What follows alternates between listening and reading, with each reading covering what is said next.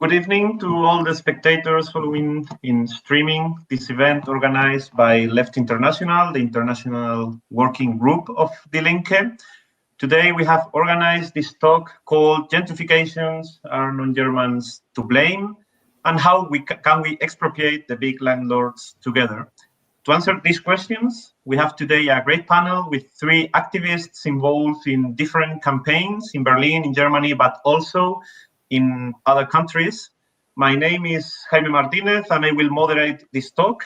Before we start, you are all invited to participate in the discussion, sending the questions to the streaming, and my colleagues will gather them and we will ask them later to our speakers.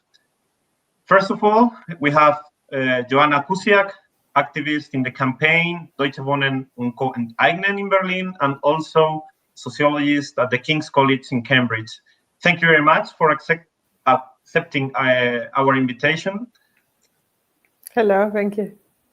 Second, we have here today Karen Nafersky, a housing activist in Brooklyn, housing organizer with Democratic Socialists of America, the DSA in New York City, as well as editor of Jacobin magazine. Thank you very much also for accepting our invitation. And finally, we have today with us Hülya Kilic, housing activist in Kreuzberg, one of the districts of Berlin, and especially involved in campaigns led by migrants. Thank you very much for accepting the invitation today. Well, let's go directly with the first question. And it's easy, I think. Could you tell us in which campaigns you are involved? Could you give us a context of these campaigns? Let's start directly with Hülya. Okay. Yeah.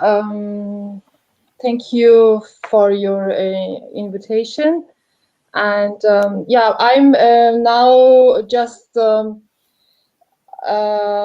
as activist. I'm now as activist in a group. It's in the Oranienstraße, in the Oranian Street in Kreuzberg, in the district Kreuzberg. And I had there a shop. I'm a shop owner from Deutsche Wohnen also. And I organized there in the last time, I think maybe 20 or 25 business shop people, migrants. They are so many years there. And I was before by Ora Nostra, and I have now have a new group, a new activist group in Oranienstraße, because we find that we have there not so much place to speak as migrant shop owners, migrant people in district Kreuzberg. Although Kreuzberg is maybe one of the districts in Berlin with the highest migrant population, I think. Yeah, one of them. Neukölln also, Wedding also, Neuwied also. Thank you, Hülya. Then I would like to ask Karen. You come, as I said in the introduction, from Brooklyn, the New York City. Which is the campaign, or which are the campaigns you are involved in? Sure. So we have a very active branch in New York City of the Democratic Socialists of America. And one of the priority issues that we are working on is expanding tenant protections. So in 2018 and 2019, we had a big campaign to increase rent control protections around the state. And we won a big expansion in the protections that tenants have in New York State.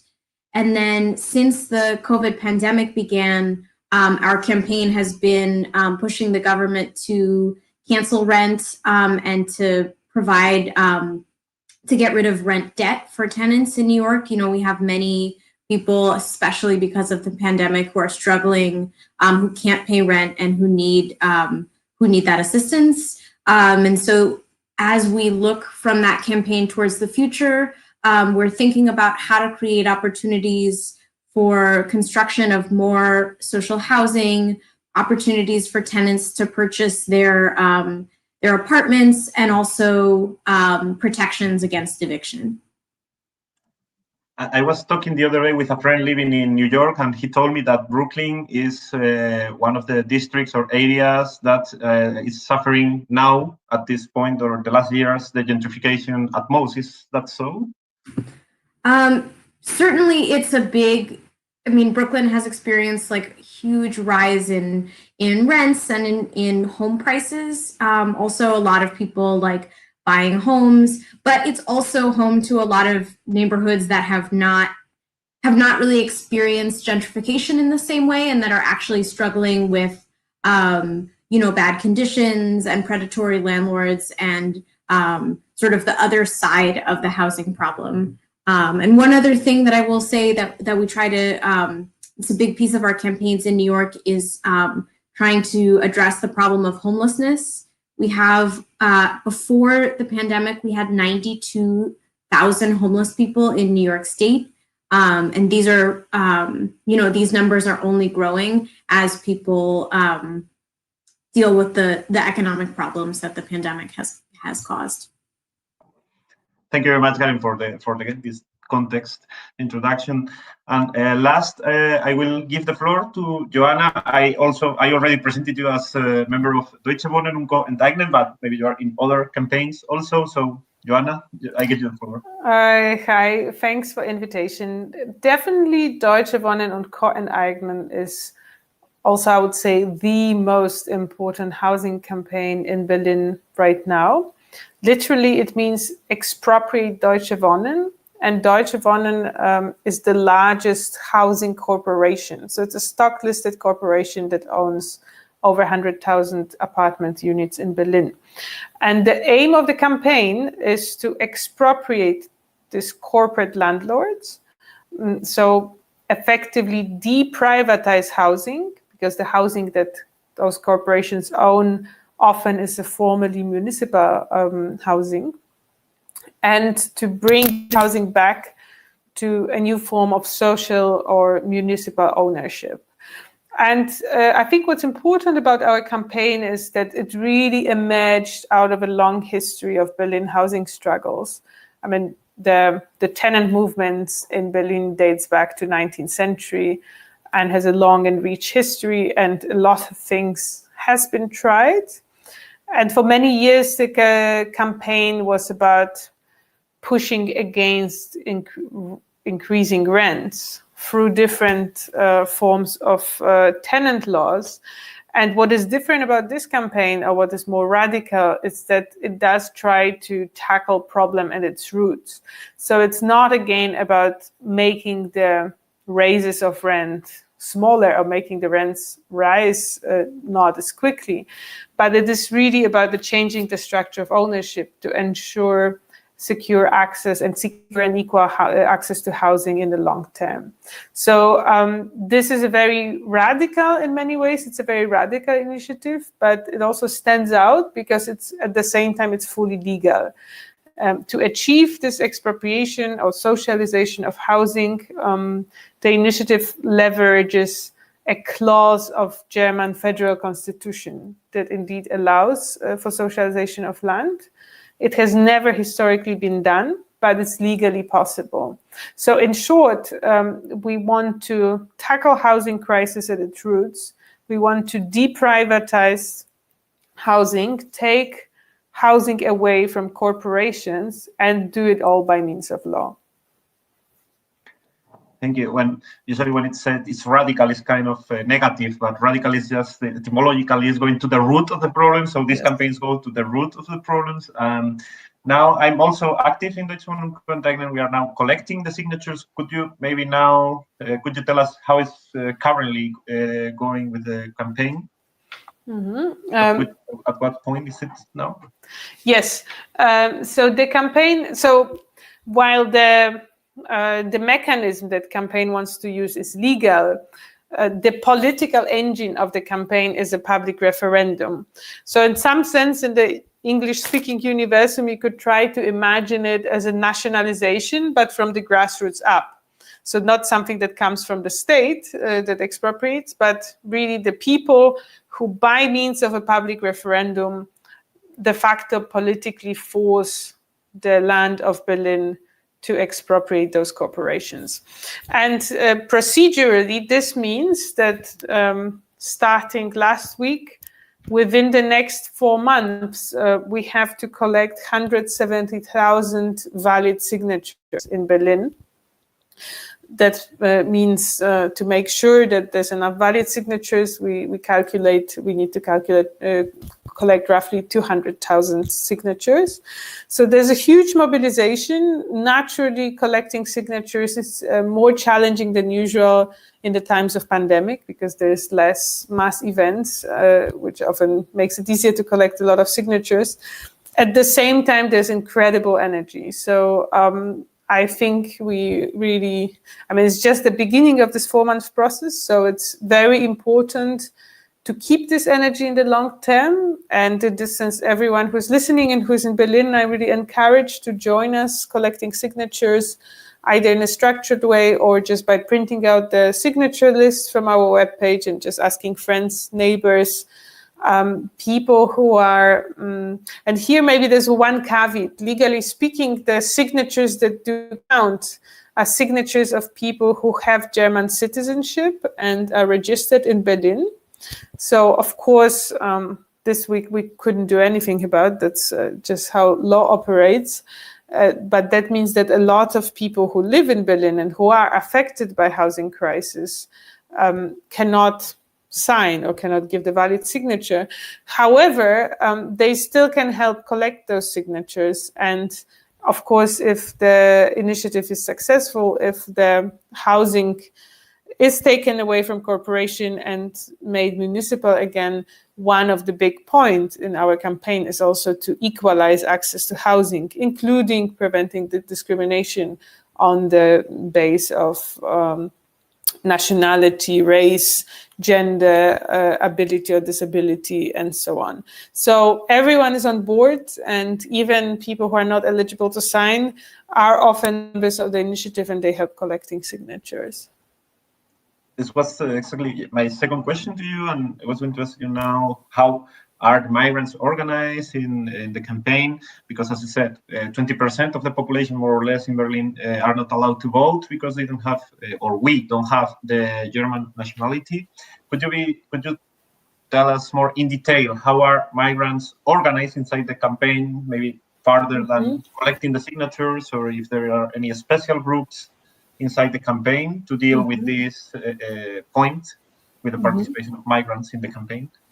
The campaign is growing also all the time. In this sense, we're still, the membership is exploding, so to say, and new initiative and new strands of the campaign are growing very organically.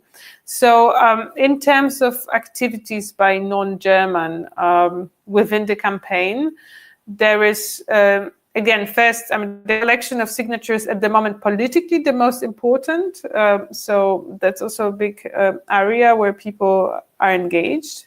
But there's also, precisely for English speaker, there's a working group Right to the City, which also helps to network Berlin activists with the whole world, ensure international publicity, exchange knowledge. We have a lot of knowledge exchange also of housing movements, for example, in New York, because even if the context is different, a lot of political know-how is still the same, which includes how to organize successful events, a successful campaign, how to collect signatures in a more efficient way, how to address certain group of peoples, and so on and so on. So there's also a lot of networks and exchange of knowledge between housing movements and housing activists worldwide. And last but not least, if you look at the webpage of Deutsche Wohnen Co. Enteignen, you will notice that we are divided in different work groups, and then there is always very practical help that can be offered within those groups. So there's a signature collection group, there is an action group that is responsible, for example, for hanging posters around the city or hanging stickers, organizing little events or little performances, so all kinds of action, so to say. And here it really does not matter the national. I mean, basically, in all of the working groups within the campaign, nationality does not matter. I mean, what matters is the engagement. So then there is a working group, strategic one that works on legal strategy and the general political strategy of the campaign. There are working groups that deal very specifically with helping tenants in certain houses or areas to organize, so giving the tenants the know-how of how to organize effectively. There are people, of course, who translate our message into different languages to reach different groups in Berlin. So, and there are people, again, of different nationalities who are helping with setting the webpage up or designing a graphic or shooting a little promotional video. And there's all this practical task where really it does not matter if you're German or not. What it matters is if you care for Berlin, if you care for housing justice. Thank you very much, Joanna. Thank you for the context and how the migrants are working also in the campaign. I wanted to ask now, Hülya, we said at the beginning that you have worked in campaigns not only where the migrants have participated, but also led by migrants. So the question is, how should we do, or what should we make these campaigns against gentrifications or the struggle for public housing or for control of rents or any housing struggle? How could we make these campaigns attractive, in this case of Germany, to non-Germans? And how is your experience? Yeah, we have now for, yes, I understand. For me, it's really too difficult to tell these all my minds or things about thoughts about this theme, because it's so complex, and now it's really, we have not so much time in this context of this gentrification in Berlin and in the context with the migrants, because Germany or Berlin or the German laws had a big tradition of, so you have to think about the people can so many years vote here because they have not the German nationality. So this is a big problem. We had, these companies, Deutsche Wohnen Enteignen, you said this in English, expropriated the housing companies. The most of the people, the worker class, are of course for this possibility. It's totally normal. But how you can move people if they have never before Möglichkeit, a possibility to part of this society. Yeah, if you never have this tradition or this thinking to this kind of mind to say I'm political and organized in these political movements, in civil rights movements. This is a big movement of many of years. But if you are always a worker or a homeless, or you are a woman and you are a migrant and you have never this possibility to learn to be active in this part of this political part. So now we are so happy that so many young people between 20 and 30 and so they speak English, they come from the European Union, other countries to Berlin, and they are here active and they are left. So this is very welcome and we like it, and I like this so much, and this is for us very good. But this problem with the migrants is a really big problem. I mean the migrants, Turkish, Kurdish, Arabic, and from ex-Yugoslavia part, these people who are 20 years, 30 years here, 40 years, 50 years, and we are the second and third and fourth generation now in Germany. We have been here since 50 years. I born and grew up. I'm similar 50 years old. and yeah, it's a big problem. So these campaigns are very good, but it's too enough to move so many people who are workers and who we have so different problems now to come around. Now we have COVID, we have, I don't know, we have kids, we have families, we have our cultural, social, different part of, we are part of this society, of course, we are this society. But if you can't vote, I speak for different people. They have Turkish pass, they have Arabic pass, they have these nationalities. So you can be a part of this society. It's not the same like in America or in other countries. In Germany is different, yeah, and in France is also different. So we have had a problem, and we had before in Berlin we had so many social housing companies, because Berlin is the typical in the past. It was after the Cold War, after the Berlin Wall, during the Berlin Wall. Berlin is a typical worker city. Yeah, it was a typical, or it is, or it was much more typical worker city. So we had so many flats to rent for worker family, migrant families. So we have now all these neoliberal pushes, pressures from all these kind of economic people who made all these in stuff of money, in stuff of these neoliberal structures. We saw that in Istanbul, we saw this in so different cities, and also the capitals in Europe. And yeah, in New York, we know that. And it's a big problem for us now in Berlin. And yes, it's important to bring this back, to catch this back for the most of the people here.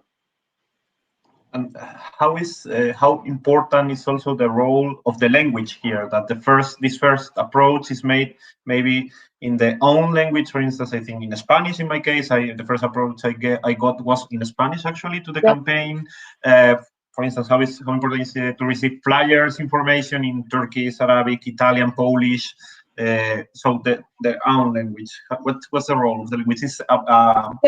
There is nothing wrong. I think the wrong is the countries who had so many possibility and monies and the government and all the political politicians are they have these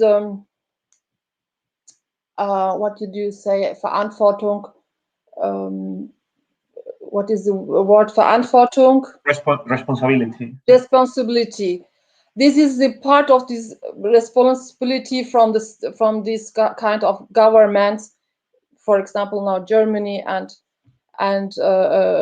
yeah, we had here agreement, you know, in Germany between some countries in the 60s, and this agreement said we bring people here as physical workers, you know, and if you are a worker, then you have you are not you can't speak here, you don't have this education here.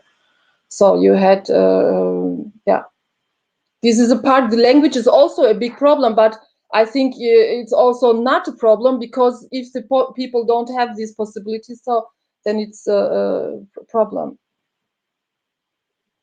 Thank you very much, Hülya.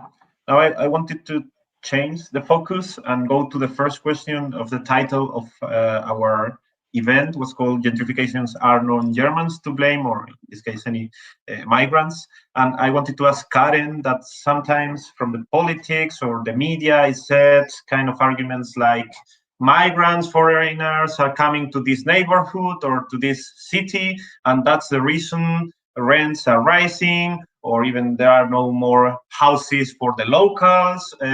But do you really think that migrants should be blamed for gentrification?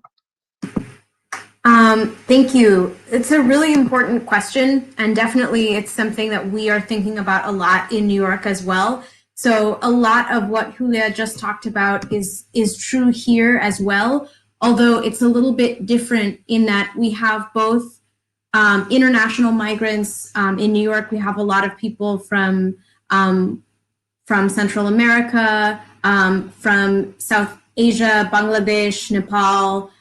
We have people coming from China, from Korea.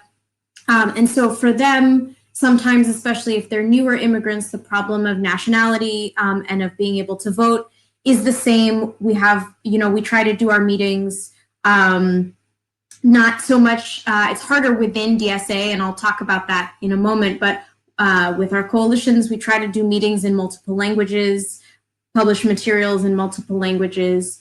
But for many of the other, what we usually in the US would call gentrifiers, people like myself, I live in New York City, but I didn't grow up here. I moved here. A lot of members in DSA and people who are active in our organizing work are young, have a college degree, have maybe a decent job and disposable income. And so the question is, those are people who, actually in New York, we can't do the type of referendum that you all are doing in Berlin. You can't have like a citizen referendum. You only can have changes in the law that are introduced by lawmakers. So it's been a really important piece of our strategy actually to get more socialists elected to the legislature and work closely with them to introduce the kind of proposals that we want to see. And that's actually a big piece of our strategy right now. We have 6 elected socialists in the New York State legislature who came out of DSA and were supported by our campaigns. And now we're working closely with them to introduce legislation around eviction protections and giving people the right to purchase their apartments if they go up for sale. But there is definitely this, this question around like, what is the role of especially young people, maybe who have a college education and have a little bit more money, are those the people who are responsible for gentrification? And I think I want to say there's sort of 2 reasons why this is such a powerful message and why it comes up so much, at least in our case. So one is that there are a lot of people politically who are opposed to the kinds of reforms that we are promoting. There are elected officials who don't believe in social housing, who don't believe in rent control, who, for years have been supported by campaign donations from landlords and from the real estate industry. But of course, it's really popular. The agenda that we have is broadly popular. We have polls showing that even in parts of the state where many people own homes, there's overwhelming majority support for eviction protections. So what these elected officials will do is they'll say, they're not going to come out and say, oh, we don't want to support tenants, we don't want to support rent control. They're going to say, those people are not really from New York, and this only affluent, young white people care about canceling rent or taxing the wealthy or whatever it may be. So in part, it's a political messaging strategy that our opponents use, but also I think, people feel really guilty internally. And I think it is very jarring to move into a neighborhood to see the challenges that people face and that your neighbors face, and then there's all this kind of discourse about people who move into neighborhoods and they're rude to the people that live there. So I understand where that comes from, but I think it's so important to recognize that really the people who are responsible for gentrification, who are actually driving up prices, warehousing apartments, pushing people out, it's not tenants. Even if you have tenants who are more affluent and maybe even if they behave badly on a personal level, it's really the gentrifiers are the real estate companies who are speculating, buying up and warehousing property, and also the politicians who do their bidding, right? So I think that is really an important piece of how we frame these campaigns. And so one of the things that we have done a lot in DSA is a lot of political education, because I think once you see how powerful real estate companies are in New York and how much money elected officials are taking from landlords, it's very hard to say, yeah, it's tenants who are the problem. It's like migrants or people who didn't grow up here. So we do a lot of research and try to like publish it in a really compelling and interesting way for people so that they realize like, this is what's going on in the government. There's like so much power being exerted to make sure that landlords can do whatever they want.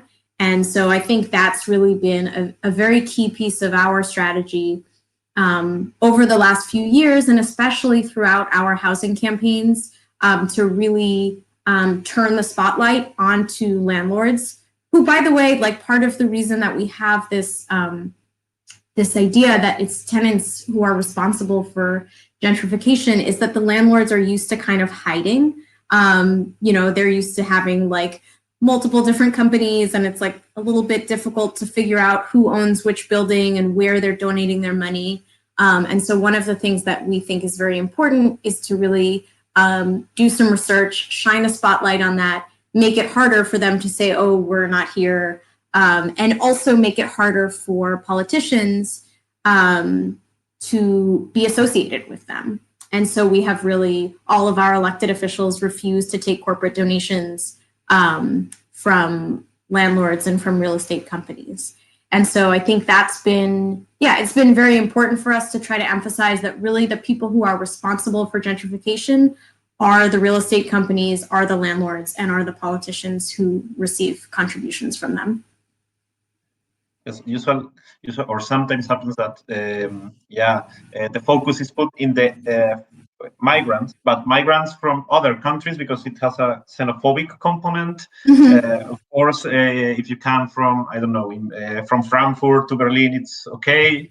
But if you come from Poland, Italy, Turkey to Neukölln or to Berlin, is not such okay. So of course, it's always this component in all of this, and it's also an interest of these capitalists, these real estate companies, to put focus in the external enemy. So thank you very much, because I think you have given a very complete picture. Before I continue with the next round of questions, if you want to ask a question to our speakers in the webpage, theleftberlin.com, there is a button on the down on the right, below right on the right, where you can see ask a question. So send us the questions if you are interested to ask something to the speakers. I will continue with you, Karen. We have said before that now in the campaign Deutsche Wohnen Co Enteignen, we are collecting the signature a referendum to socialize the housing owned by the big real estate companies takes place in September. Let's imagine, and I hope it happens, let's imagine the referendum happens, we win the referendum, and the real estate companies are expropriate and we socialize the houses. What would be the impact of such a victory to campaigns in other countries, or in general to housing politics in other countries, or specifically in the USA? What do you think would be? Yeah, so I think it would be really huge, actually. Partly because, you know, it's impossible not to talk about the pandemic and the impact that it has had globally. And I think there's been, you know, for those of us who were organizing before COVID, we've seen the really staggering inequalities that exist around the world. But I think it's become even more clear over the pandemic that there are some companies, and landlords among them, that really have profited actually from this pandemic, while millions of people have been thrown out of their jobs and their apartments and are really struggling to survive. So I think this is a moment where it's really, we are looking for a lot of inspiration and looking for examples that people can fight back and that people can win against these larger companies. One other thing that I will say too, especially like just in the context of the US, so the left has very little power at the national level to push for initiatives like, you know, social housing or rent cancellation. I think we're in a much better place than we were even a few years ago. We have more left-wing elected officials in Congress. I think, you know, President Biden certainly is not on the left, but he's feeling the pressure. And there's an opportunity for us to continue to build, but we don't, the left just doesn't have a lot of power at the national level in the US. So we are doing these state by state initiatives, and it's people do something in New York and then they look to see what's happening in California. People are always looking for examples from other places. And actually, New York is very far ahead of most other states in the US. So often other states look to New York to say, okay, they have rent control, they have this long history of tenant organizing. And I think there's a sense, especially from politicians who don't want to continue along the path that we're on of really expanding tenant rights and building tenant power. People will say, okay, New York is really out there. We have rent control. We have all these other policies. And I think it would be really kind of important and inspirational for us to be able to say, actually, look, this is what's happening in Berlin. This is something that would be extremely, impactful if we were able to similarly expropriate some of the huge landlords that we have in New York. Obviously, the context is different in terms of what's legally possible, but we are, as I mentioned, as we move out of the first year of the pandemic and probably out of, there's money coming now from the federal government for rent relief, as we start to turn our focus toward the long term and what kind of organizing we can do over the long term.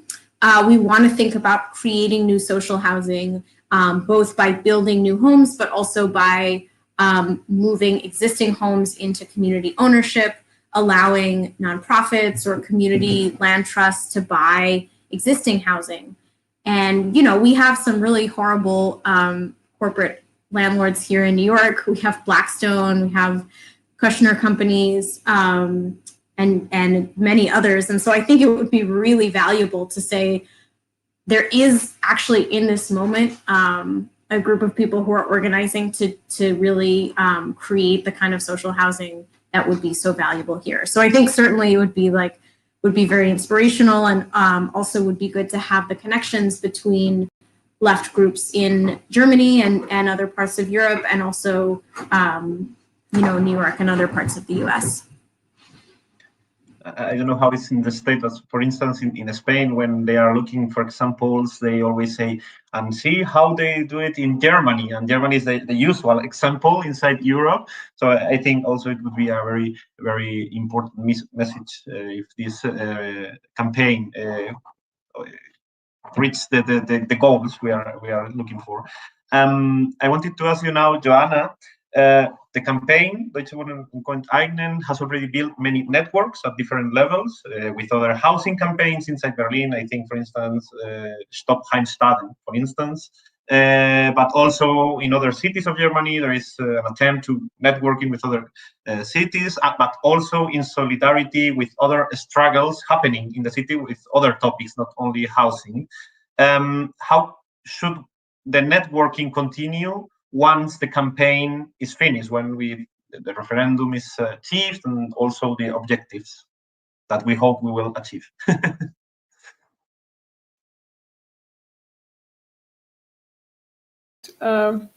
Let me first strengthen what was just said, namely that I'm convinced that if we win this struggle, if we manage to expropriate 250,000 apartments in Berlin, we're talking billions and billions of euros of corporate money, and the shareholders of Deutsche Wohnen and other companies are all the usual suspects that we know globally, including BlackRock, Norwegian retirement funds, name it. It's the financialization of housing. It's a global process that, in some sense, it has maybe different versions, but the general rule applies everywhere.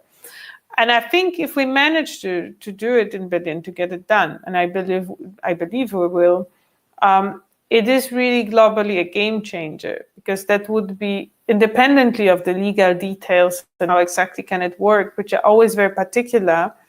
The message that it sends is global. I mean, first it sends the message that it is possible to break the rule of capital or the rule of specifically finance over housing.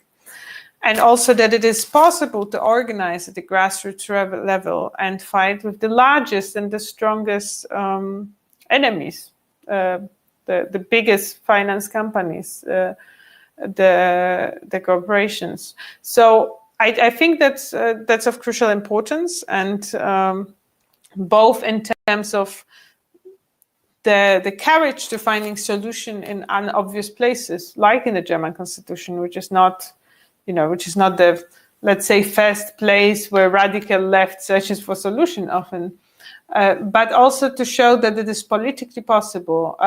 It would really, really change the landscape globally. And of course, it will also affect those companies and therefore affect global housing markets. So I think that's extremely interesting.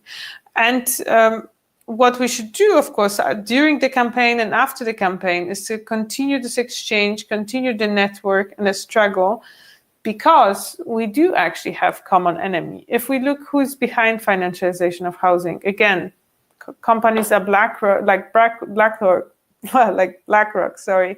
They are creating troubles for tenants everywhere, in New York, in Berlin, in Stockholm, in Spain. I mean, they are everywhere. So in some sense, it is a possibility, again, for international left or international organization, because, again, we actually do have a common enemy. And because of how financial capitalism operates, a lot can be influenced even already on the level of PR. We have seen it in Berlin, for example, in 2019, where partly as a side effect of our campaign, the government introduced rental freeze. So the rents were frozen for 5 years. And the same day that it was announced, the shares of Deutsche Wohnen, this biggest corporation, started very clearly dropping. So in theory, nothing yet has happened. But in practice, of course, it did, because this is a speculative market, and therefore speculative change also affects it often in a real way. And in this sense, I think we should also be more open to trying to affect it trying to affect financial markets with their own tools. So combine the classical repertoire of the left, the process, the grassroots organization, the fighting for changing legislation, with also, maybe some kind of Trojan horse approach, where sometimes we enter the logic of the finance and also try to subvert it on this level. And I think especially, I know that's a theme of my academic work as well. That's why I'm probably so keen to talk about it, because that's what I'm exploring in my work too. To which extent you can try to subvert capitalism or financial capitalism with its own tools, including legal tools or PR and so on. But I think that's also the area where it's relatively easy to cooperate and where cooperation really makes sense. Thank you very much, Joanna. I'm going to ask the same question to Hülya in the last place in this round before we continue with the questions sent by the audience. How should we continue this networking between the different campaigns, struggles, also this networking of migrants with different migrant groups or organizations? How do you think we should continue this work in the future? I give you now the floor. Yeah, thank you. The problem, it's not a problem. So these all of these team from Deutsche Wohnen and Enteignen, or all the civil rights or the rights for the tenants is so important. But in this movement, in all these campaigns, for me, it's important to say we have so many educated, well-educated, very, very educated from the universities, from all the kind of special class of groups.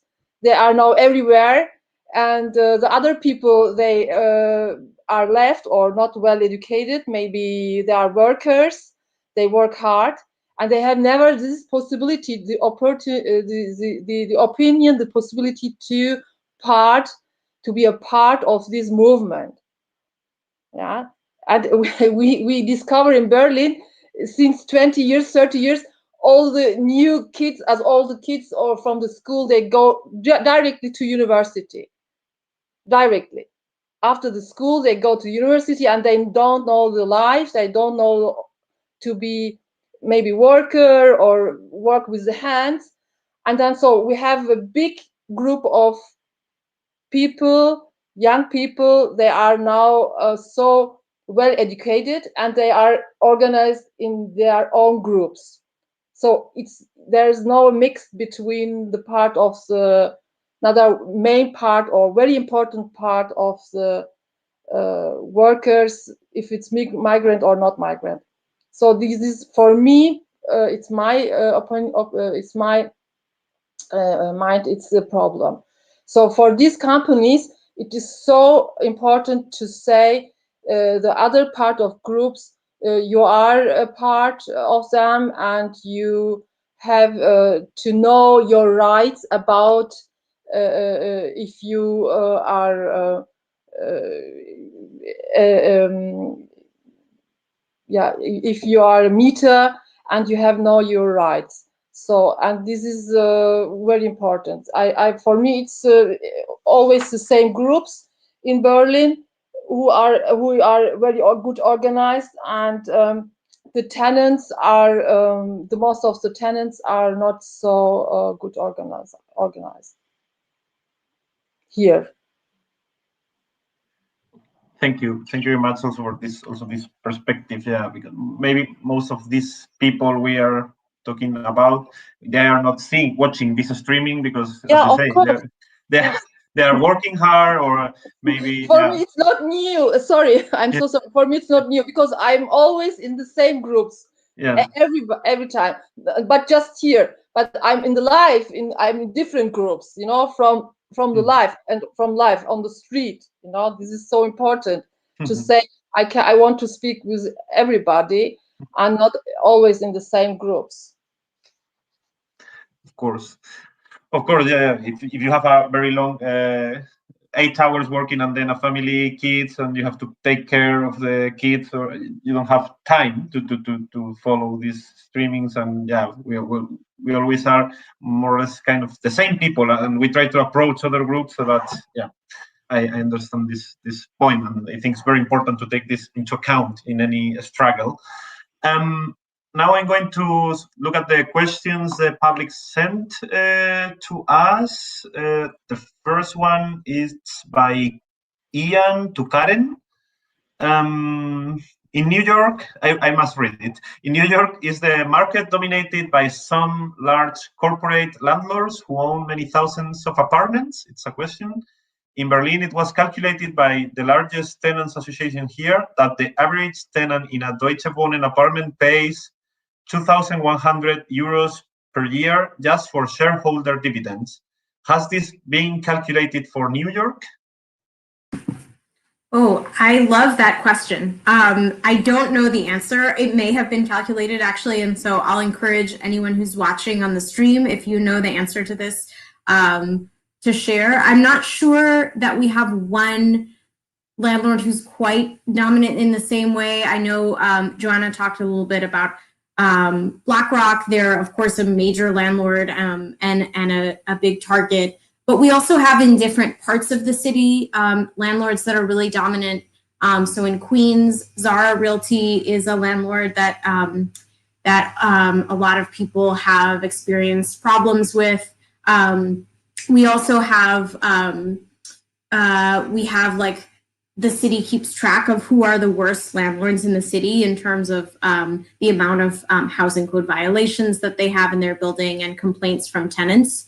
So I'm not sure actually if people have calculated how much of the of rent goes to shareholder dividends, but it's a really great question. And I think it kind of speaks to, you know, the basic I think reason that all of us are part of this fight is how just irrational it is in this moment to know that people are paying money for a basic necessity, but that then it's going to like line the pockets of shareholders instead of being part of a basic system of social provision. Sorry, I couldn't switch on the microphone. Thank you very much. There is another question in this case to Hülya. I don't know if it's maybe because as a result of kind of discouraged when we were talking how to get to the working class. And the question is directly, do you think that there is any chance to bring the working classes and the other activists together? Or what could we do to reach the working people?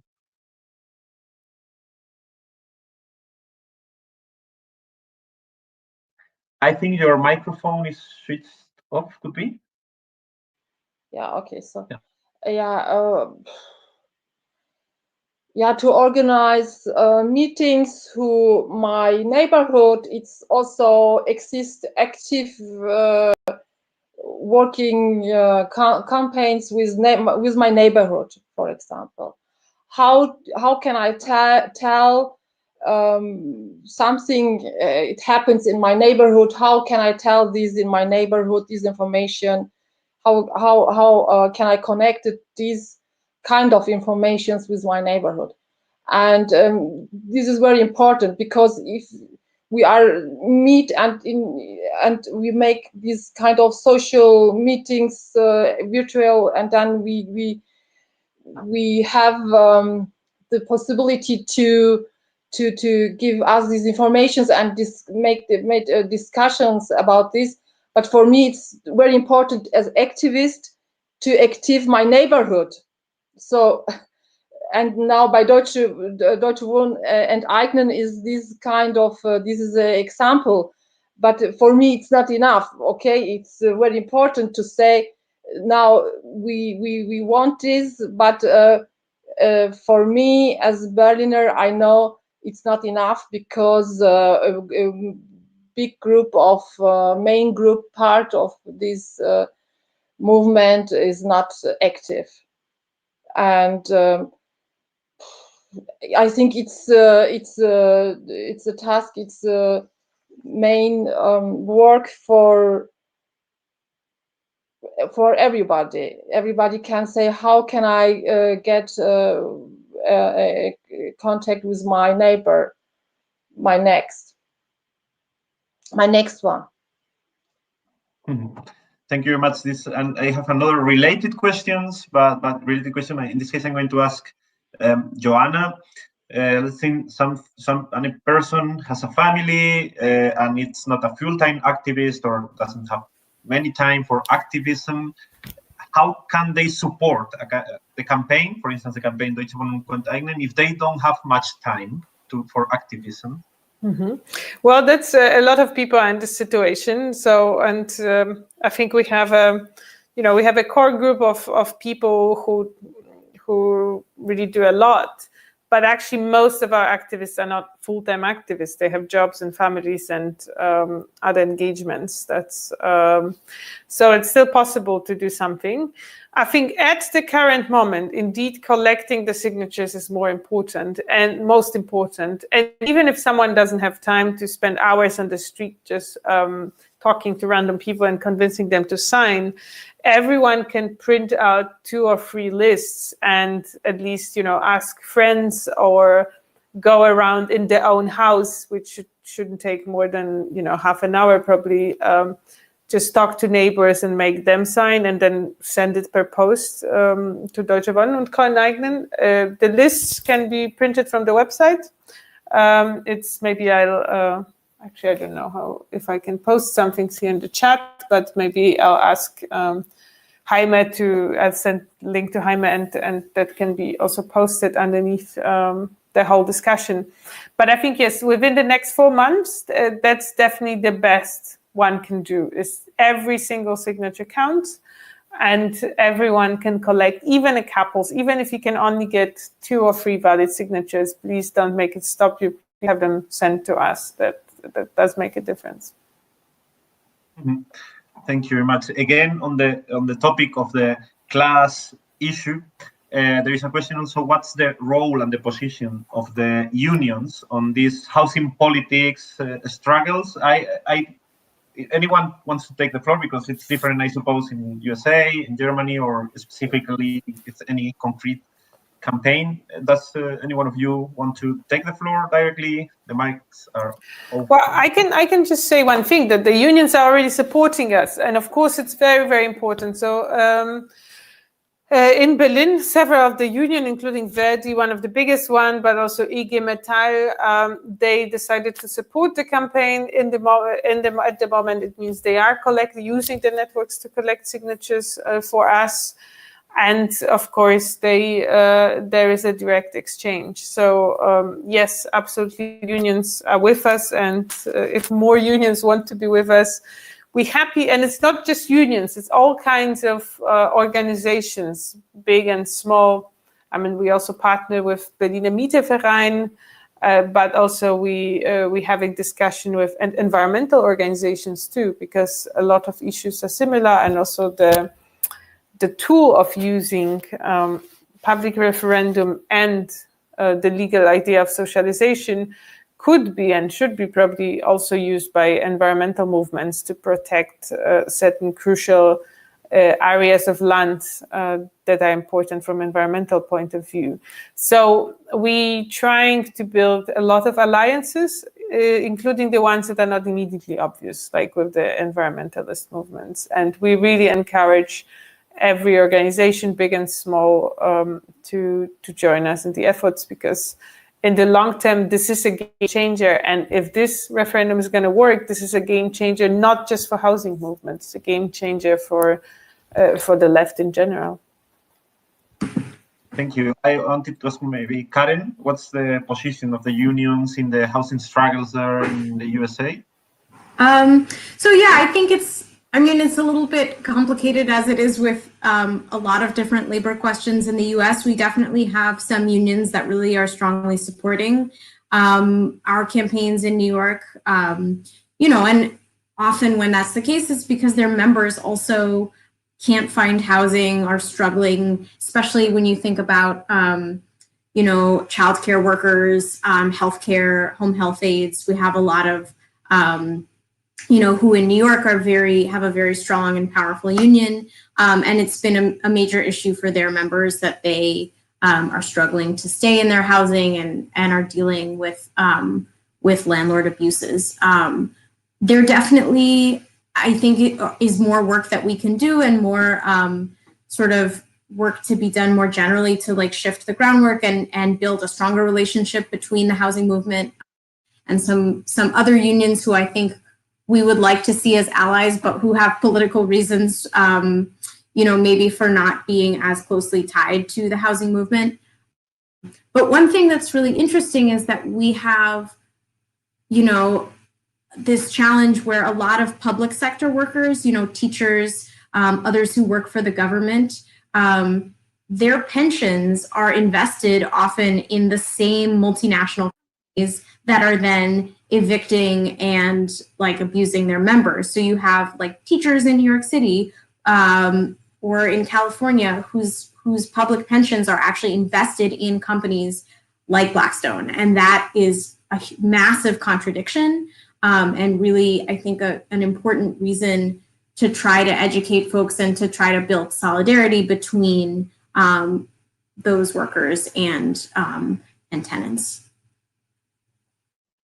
Thank you, Karen. I wanted to ask you, Hülya, what is and what should be the role of the unions in this aspect, or in these struggles? How do you think they should help to politicize, or to make this networking, or what should be the role, and what is the role of the unions? Well, I'm also leader of labor union in a company. In the company are similar 150 persons, and in my experience, it's also very hard to move the rights for the workers, because the reality catch you and put you back, because it's very good. It's a big sign if Verdi or all the unions are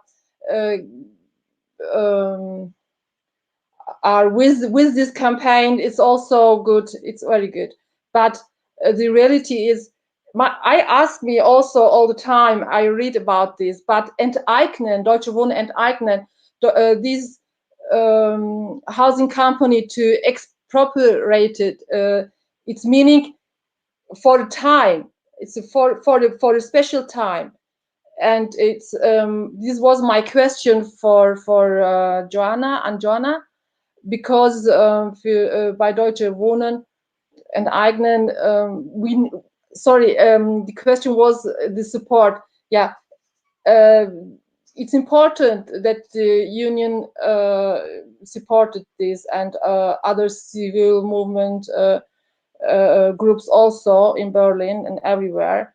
But what meaning this for us for the future, and how from which money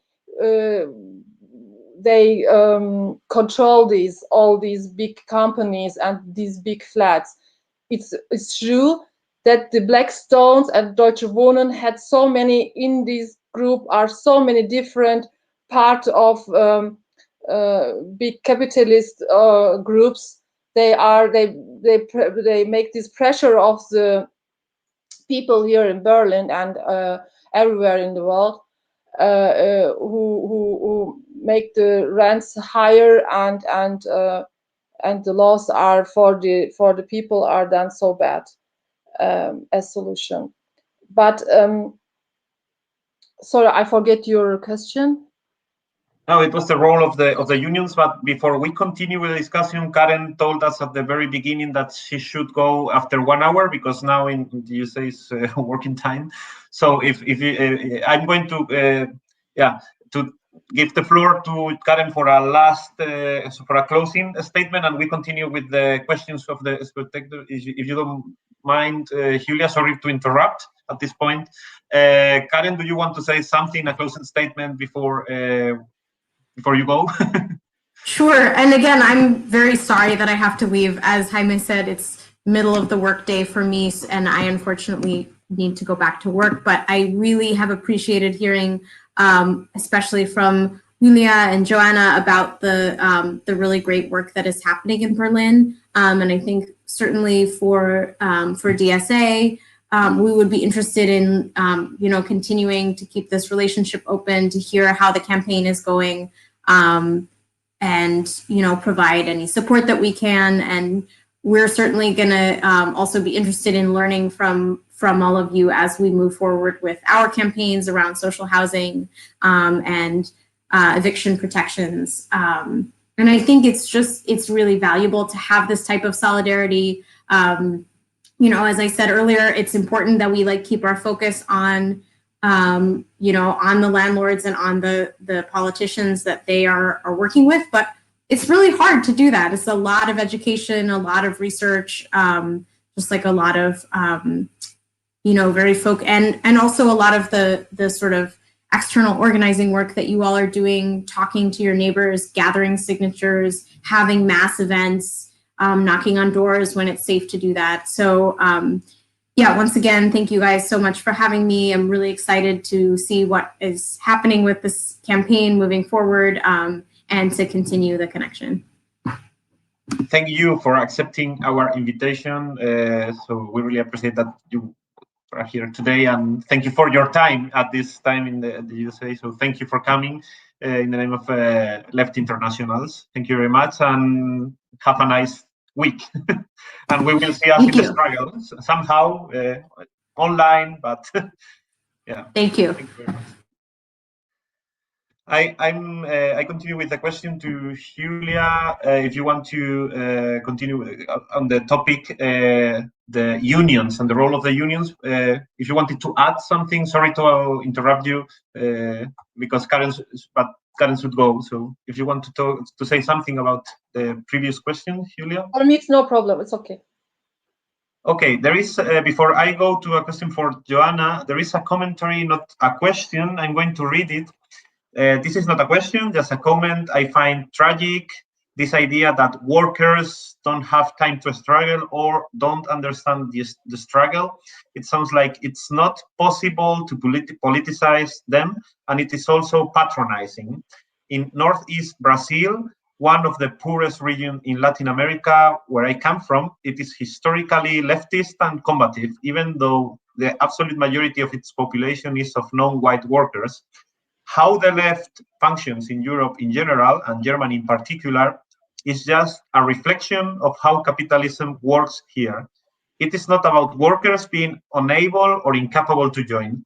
Sorry, just wanted to stress that. Maybe you want to say something on this comment?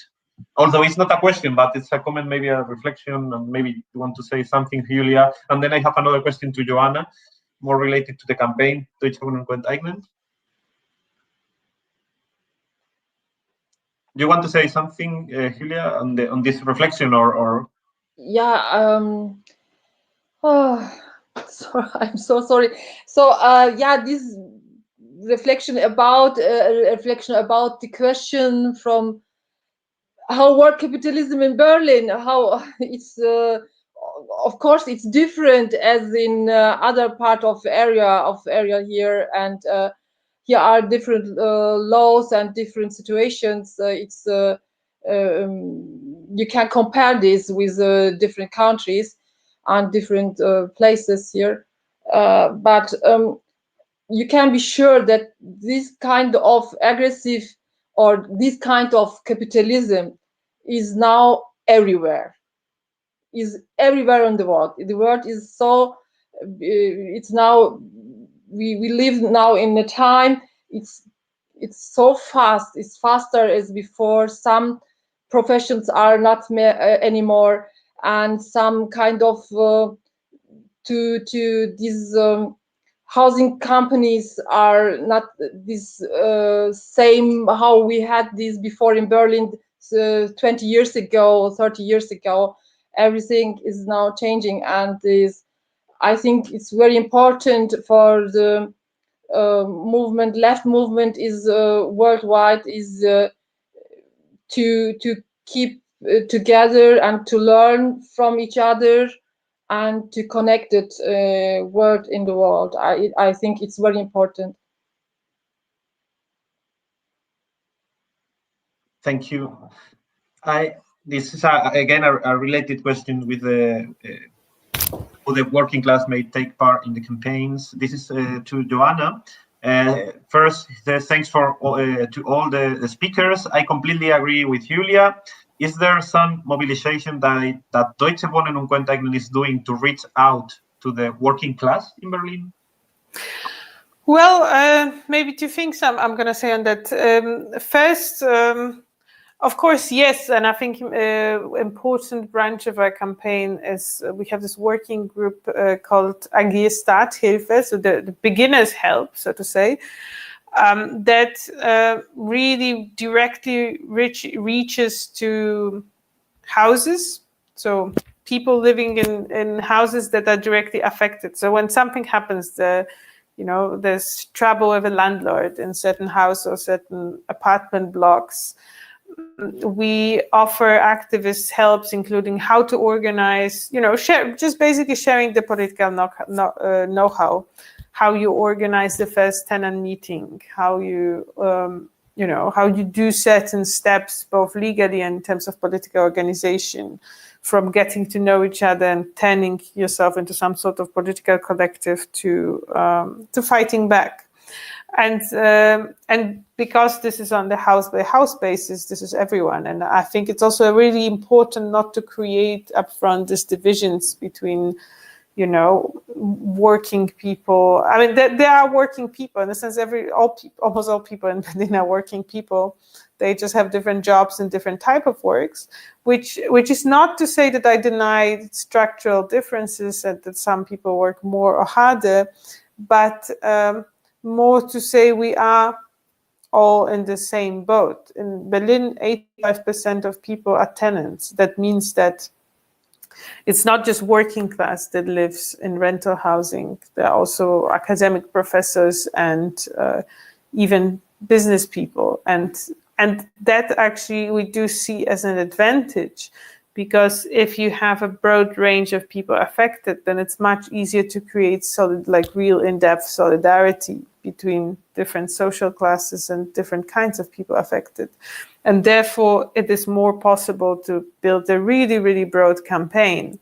And that is needed for the referendum. If we need 200,000 signatures, if we need people to go and vote in this referendum, this means that we need to convince people of all social classes and, in some sense, all political orientation. We do not appeal only to people who define themselves as leftists. We have to reach also SPD voters, CDU voters, people who we might disagree on some other issues, but who are just like us. They are affected by the housing situation, and just like us, they are determined to change it.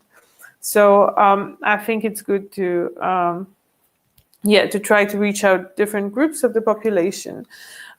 Second thing that I think is particularly interesting about Berlin housing struggle and also its history, and Deutsche Wohnen and Co. Enteignen, I think that this initiative is in some sense both anti-systemic, because it does want to expropriate a capitalist player, but also pro-systemic. And of course, what comes across in the media is mostly the expropriation part. But what we really want to do in the long term is we want to create an entirely new, publicly run, but democratically participative institution that would govern this housing. Because that's actually the key second step. And we all know on the left that the negative part of the struggle and campaign is often maybe more exciting, but in some sense easier than the part where we got rid of the evil people and now we have to actually create something that sustains itself and that helps us to prevent the same mistakes to appear ever again. So the aim of Deutsche Wohnen and Co. Enteignen is indeed to create this new institution that would govern this housing in a way that is participatory, that allows for lack of discrimination against tenants, that allows for really managing this housing in a way that makes sure that, for example, old people who need accessible housing with elevators, or that they get access to it, and that ensures also housing mobility. If a family with 2 kids splits, there's a divorce, all of a sudden they might need 2 smaller apartments instead of 1 big. And these things are currently, or in the recent years, have been very hard to manage, even this type of housing mobility. So we want to make it all possible. And to close with coming back to this comment about working class, to which extent people have time or have will to participate. I think what we are very aware in Berlin is that political participation is incredibly important. We want to encourage everyone. We don't want anyone also to feel forced. We also feel, and that's why we want to create this institution. It's not about that every single of us should have now 3 jobs, the jobs to earn money, the job as an activist, the job, the idea is that we have to put a lot of work now so that we can set up an institution that allow a working mother to spend time with their kids after she's home and not spend time fighting with her landlord. Because, this mobilization is precisely a point to create a change in which we don't need to be activists at all times, all the time. And I think that's what many people in Berlin are tired too. We have many different agendas in life and we have to keep fighting our landlords. And that's why this radical initiative is supposed to stop that. Thank you very much. And the last question I have here is very nice because it was sent by a person of 2 months old. It's like a question on the future. Mhm. What do you think the housing market in Berlin will be like in 20 years' time when I am old enough to move out from my parents' house? This is a question from Avery in Kreuzberg. I must say, when I read it, 20 years time for me is like very optimist, because for instance in Spain the youth cannot move out in average until 30 years old or close to 30 years old. But anyway, how do you think will be the housing market in Berlin in 20 years time? I don't know if Hülya or Joanna, who wants to start? Well, I mean, I can speculate. Why not?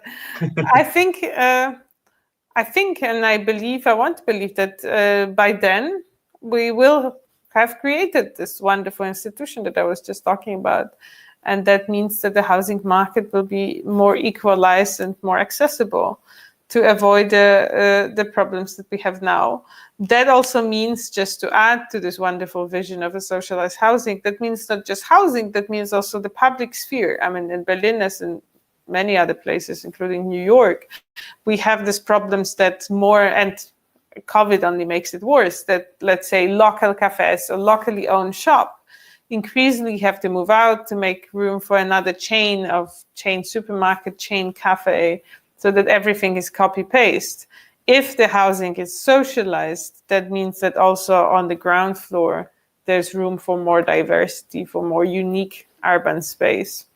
And this is all important also in the context of a research, I think, done in 2018, that shows, that was before the rental freeze, importantly, that shows if the current rent dynamic would continue, then most of people who are now mid-30s in Berlin would not afford to retire in the city, which means, which is, of course, would be tragic news. I mean, because precisely when people are old, they don't want to move, and they don't want to move away from the cities where they got access to healthcare and so on. So I would say to this young person, make sure your parents sign and we'll be, wir bleiben alle. We all gonna stay, as Berlin saying goes. I think if he's politicized with 2 years old, we can also count the signature as political signature from Avery. Exactly.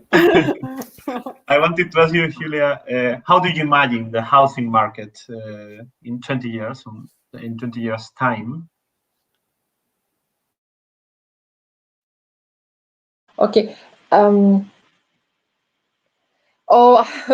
For me, it's so difficult to say something about this, and I hope that we have in 20 years so good laws, so good structures here, that we have our big housing companies again.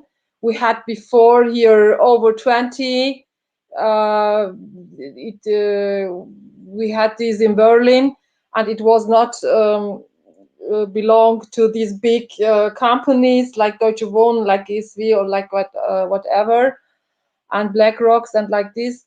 And I hope we had this situation in the same time, like 20 years ago, and we hope all the community has a possibility to say, this is our city, this is our street, and we fight for our people, and we fight for our streets, and for our class, and for our city, and for our flats, and for our houses. This is very important to fight now for the future, because I'm now here, but in 20 years maybe I'm not here, and then Berlin was in 100 years ago so different, 50 years ago so different. Now it's different, and it will be also very changed in 20 years and in 30 years. Thank you, Hülya.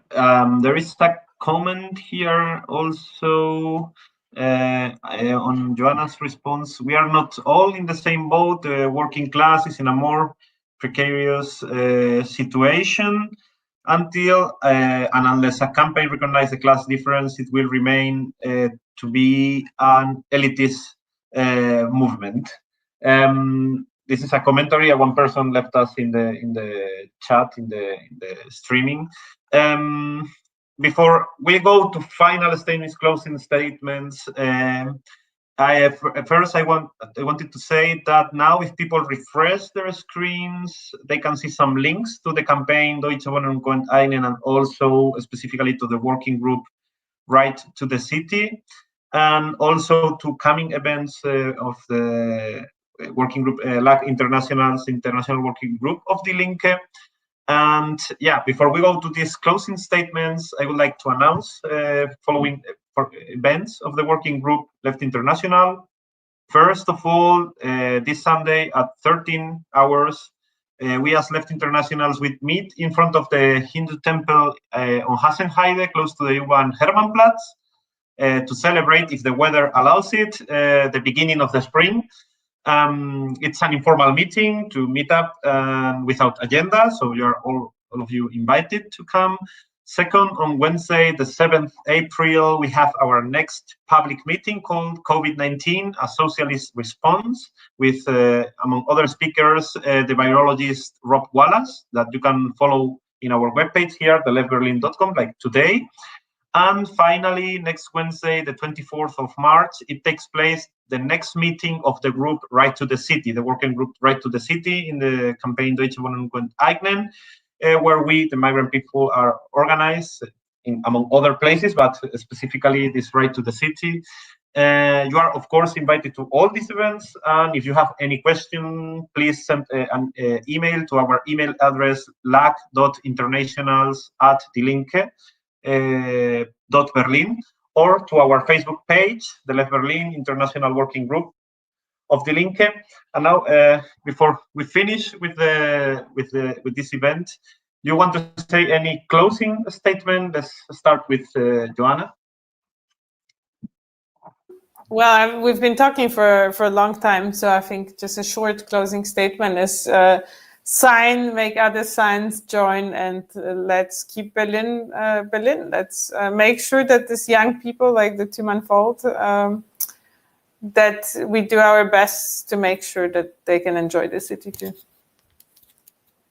Thank you. Direct to the point. Directly. Hülya, do you want to say any closing statement? Yeah, closing statement is to be a voice for the people, for the worker class, for all the women and kids, and for all the people who never been so in the agenda and in the political agendas. And yeah, to be a voice and to be a power for these people and fight for these people. Thank you. Thank you very much, Hülya. And I would like to thank all the people who have followed this event, this streaming. And this streaming, I must say, it has been possible thanks to the work behind the techniques of Hanna Hrelskiewicz. So thank you very much to you also. Thank you very much, Joanna. Thank you, Hülya. We also have, before we had Karen, if you want to, if you came late or later and you didn't see the complete streaming, you can watch it again in the YouTube. And yeah, thank you very much. And I hope we will meet in the struggle. Have a nice day and have a nice week. Thanks.